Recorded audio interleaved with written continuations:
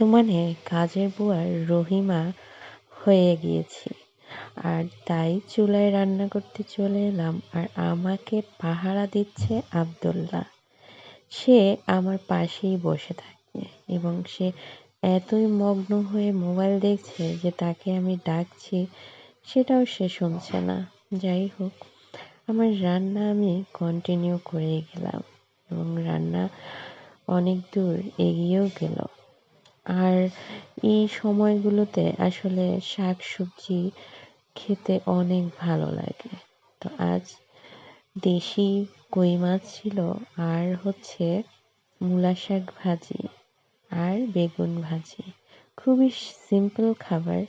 আমরা খুবই সাধারণ মানুষ, আর আমাদের খাবার দাবারও অনেক সাধারণ। আর এই সাধারণ জীবনযাপনের মধ্যে এত শান্তি, এটা আল্লাহ তাআলা যাদেরকে ভালোবাসেন আমার মনে হয় তাদেরকেই এত সাধারণ জীবন দিয়ে থাকেন।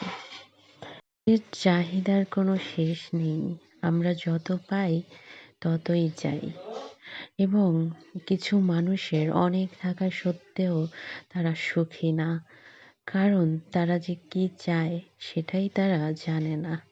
আর অনেক মানুষ আছেন যারা আমার এই ভিডিও দেখে অনেক হিংসায় জ্বলে পুড়ে মরে যাচ্ছেন। কিছুই নাই আমার, খুব সাধারণ ভিডিও আমার, তারপরও এরা কেন জ্বলছে আর এরা কারা? যাই হোক, যারাই জ্বলেন না কেন তাদের জন্য শুভকামনা।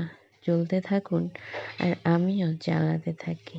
এইসব মানুষরা কিন্তু দূরের কেউ হয় না, খুব কাছের মানুষরাই হয় যারা খুব হিংসাপরায়ণ হয়ে ওঠে এবং যতটুকুই আপনি ভালো থাকেন না কেন সেটা তারা কোনোভাবেই মেনে নিতে পারে না। তাই আমি তো এইসব মানুষ থেকে অনেক দূরে আছি। আর আপনারাও দূরে থাকুন। সেই সাথে আমার রান্না শেষ, আমার গল্প শেষ। আর এত মজার মজার রান্না সবার জন্যই উপহার। সবাই, রান্না তো একটা আর্ট। সবাই